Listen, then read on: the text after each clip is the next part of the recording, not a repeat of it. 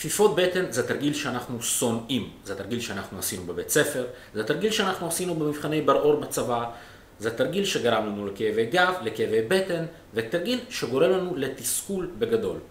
אז למה לבצע אותו? קודם כל, זה תרגיל שיחזק לכם ובכן את שרירי הבטן, אבל למה זה חשוב? שרירי הבטן הם שרירים מרכזיים במערכת גוף האדם, שכן אלה השרירים שמגינים על כל האיברים הפנימיים, וביחד עם שרירי הגב, הם אלה שעוזרים לנו ליציבה נכונה ולחיים בריאים ומאושרים יותר.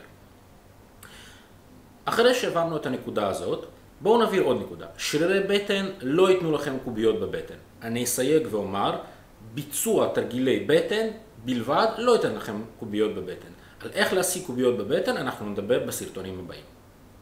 אחרי שהעברתי את שני הנקודות האלה, אני רוצה להגיע לתרגיל עצמו. הוידאו הבא מיועד למתחילים בלבד. אם אתם יודעים איך לבצע את התרגיל, אתם מוזמנים לעבור לסרטונים הבאים. את התרגיל תמיד אני אעדיף לבצע לא על רצפה, אלא על משהו שמגן לי על הגב. המון אנשים עושים תרגילי בטן ומגלים שמה שכואב להם בסוף היום זה הגב, כי הם מבצעים אותם פשוט לא נכון ולא מגינים על הגב. אני אישית מעדיף להשתמש במין, לא יודע איך לקרוא להם אפילו, מין שטיחונים כאלה, שטיחונים נורא פשוטים שאפשר לקנות בכל חנות כושר או חנות ריקושט למשל. שנים על גבי שנים השתמשתי בשטיחון הזה, לפני כמה שנים עברתי לשטיחון הזה שהוא שטיחון הרבה יותר מרופד, הרבה יותר נוח לגב שלי.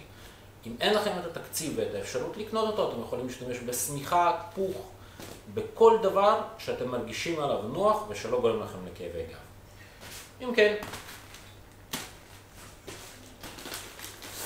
לוקחים את השטיחון ופורסים אותו. לפני שאני אמשיך, אני רוצה לעשות הבחנה שבעברית לא קיימת. ישנם שני תרגילי בטן בסיסיים. האחד נקרא קראנץ' והאחד נקרא סיט-אפס. בארץ אנחנו מכירים את הגרסה של הסיט-אפס, שכן זאת הגרסה שמשתמשים בה בבוחן בר-אור. זאת הגרסה שעולים בהם כל חלק הגוף העליון, ומשתמשים המון ברגליים לשם ביצוע התרגיל.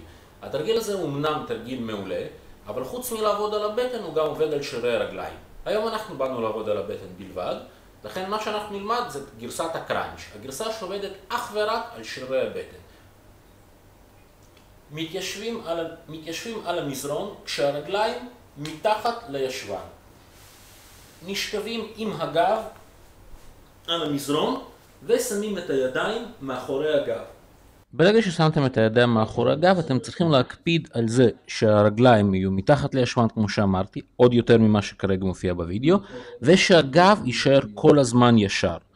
עכשיו אנחנו מתחילים את התרגיל. בזמן שעושים את התרגיל, יש להקפיד על כך שאתם תשתמשו אך ורק בשרירי הבטן. בראש תדמיינו שאתם מכווצים אותם. זה אולי נשמע קצת דבילי, אבל זה עובד לחלוטין. אל תעבדו עם הגב. אל תעבדו עם הצוואר, מאוד חשוב לא למשוך את הגוף על ידי משיכה בצוואר, הידיים שם רק כדי לתת לכם תמיכה מינימלית. תדמיינו לעצמכם קו שעובר מהכתפיים שלי והולך ישירות לתקרה.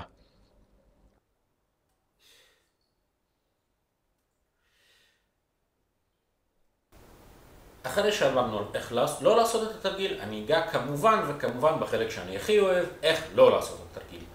טעות נפוצה מספר 1.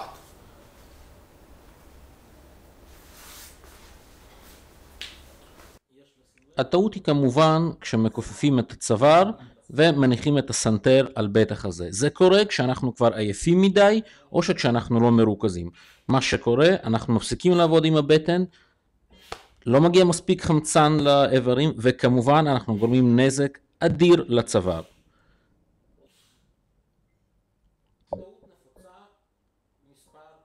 טעות מספר 2 זה כשאנחנו מנסים לעשות את מה שנקרא סיט-אפס. מנסים לגעת עם המרפקים בברכיים. אין בזה צורך, אנחנו סתם נעשה לעצמנו נזק בגב.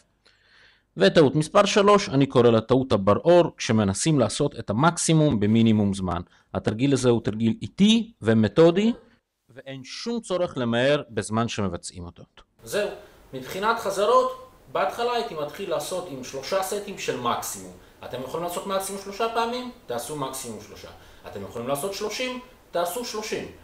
במידה והתרגיל הזה קל מדי בשבילכם, אתם מוזמנים לעבור לסרטון הבא שבו אני אתן דוגמאות איך לעשות תרגיל הרבה יותר קשה ומסובך, שייתן תוצאות הרבה יותר טובות. ולבסוף אני אחזור למה שאמרתי בהתחלה, ביצוע כיפות בטן בלבד לא ייתן לכם קוביות בבטן. צ'או!